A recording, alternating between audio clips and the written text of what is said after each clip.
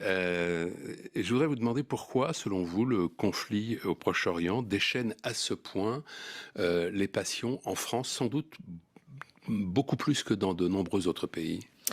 Je pense pour plusieurs raisons. La première, c'est qu'il suffit de voir les images pour être Oui, terrorisé. mais ça, les images sont les mêmes partout. Oui, mais d'abord, il y a une indignation légitime quand vous voyez des corps brûlés à vif, quand vous voyez des enfants décapités, et ces images sont insoutenables.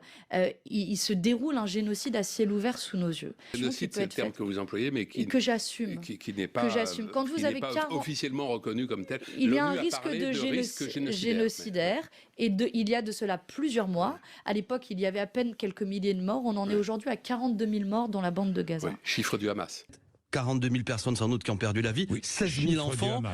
Il faut toujours préciser. Chiffre du ministère de la Santé, il n'y en a pas d'autres. Et l'Organisation des Nations Unies dit que c'est probablement beaucoup plus et que c'est difficile de le chiffrer. Et aujourd'hui, ce qu'il se passe dans la bande de Gaza est sans doute le massacre le plus grand que l'on ait connu du 21e siècle. Donc oui, ça déchaîne des passions parce que ça déchaîne des réactions. Et ensuite, ça déchaîne des réactions parce que vous avez peut-être en France, plus qu'ailleurs, des porte-paroles de l'armée israélienne qui vont caricaturer, qui vont...